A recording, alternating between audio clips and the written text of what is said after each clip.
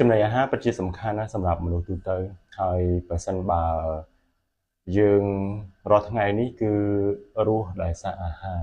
3ពេលដែលយើងហូបជាប្រចាំរាល់ថ្ងៃតែសួរថានៅក្នុងរយៈពេលមួយថ្ងៃយើងត្រូវចំណាយចំណីអាហារដែលយើងអត់ត្រូវការប្រមាណ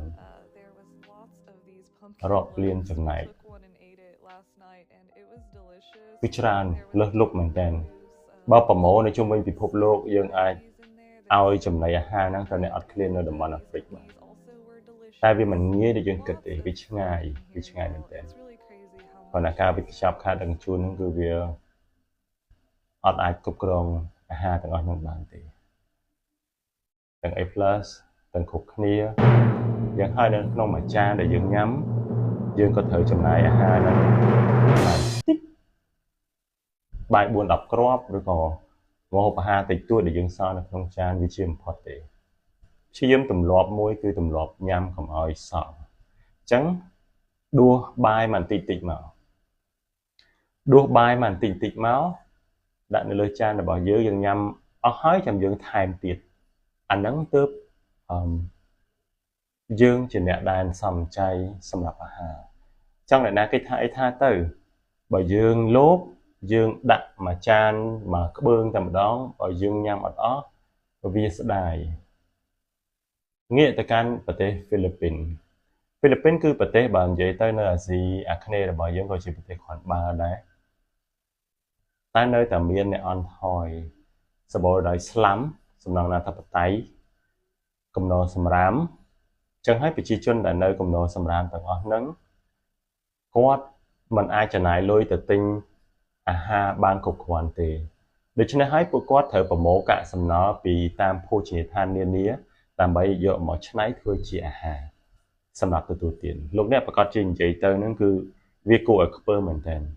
ក៏ប៉ុន្តែវាគឺជារបត់ជីវិតរបស់គេដែលគេរស់នៅជាប្រចាំដូចនៅ fast food ហាងអាហារដែលកំងដែល order ឲ្យយើងទៅយកខ្លួនឯងយកមកញ៉ាំមាន់បំពង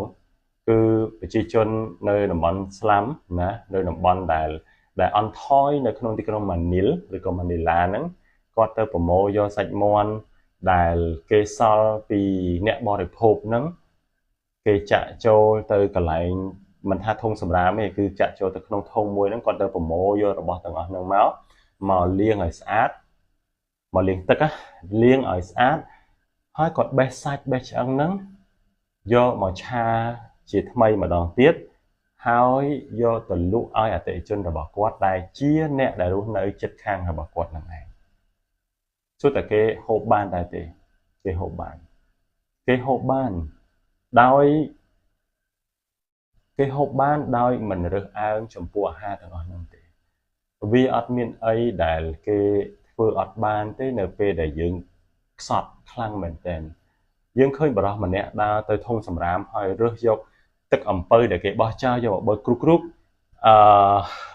burger ដែលគេបោះចោលក្នុងធុងសម្រាមគាត់យកមកទំពាយ៉ាងឆ្ងាញ់ពិសាសម្រាប់យើងវាជារឿងដែលខ្ពើមមែនទែនខ្ញុំបានធ្វើអត់បានដូចគ្នាតែនៅពេលដែលយើងអត់អីហូបនៅពេលដែលរបត់សង្គមនៃបរិយាកាសជុំវិញរបស់យើងហ្នឹងវាជារបត់មួយដែលតម្រូវឲ្យយើងត្រូវតែធ្វើអញ្ចឹងដើម្បីរស់គឺយើងអត់មានជំរឿនទេយើងត្រូវតែញ៉ាំហ្វីលីពីនគឺធ្វើអញ្ចឹងហើយគេរីករាយនៅក្នុងជីវិតរបស់គេលាងសម្អាតមាន់ហ្នឹងហើយឆ្អឹងមាន់សាច់មាន់តិចដែលសល់ពីគេហូបនៅតាមហាងហ្នឹងហើយគេក៏យកមកឆាត្រឡប់មកវិញទៅឆាម្ដងទៀតយកមកលក់ទៅក្នុងតម្លៃថោកដើម្បីឲ្យអ្នកដែលគាត់អត់មានលទ្ធភាពគាត់អាចទៅញ៉ាំអាហារហើយអាហារហ្នឹងគឺខ្លាំងទៅជាអាហារល្បីដែលមនុស្ស influencer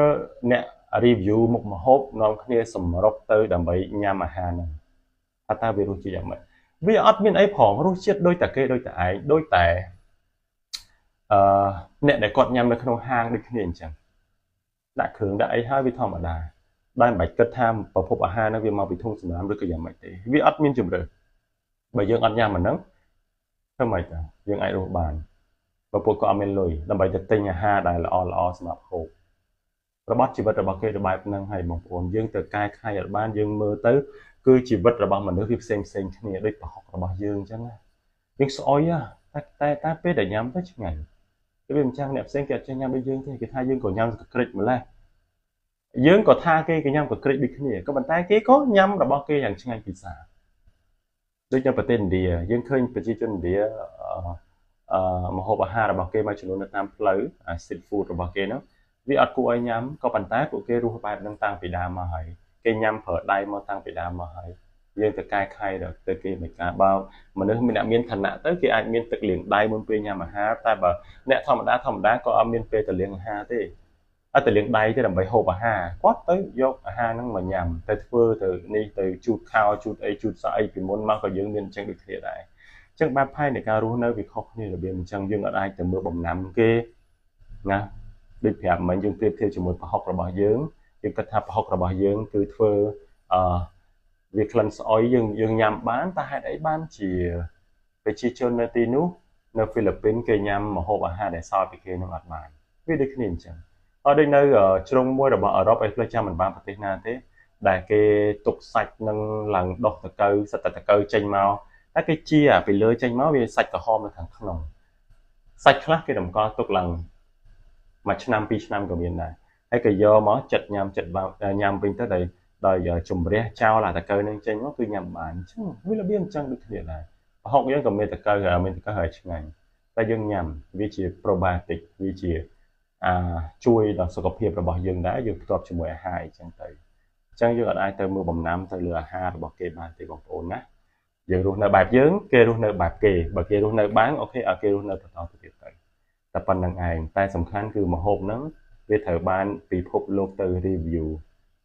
មនុស្សល្បីតាម YouTube តាមអីហ្នឹងគេទៅធ្វើកាលហ្នឹងណា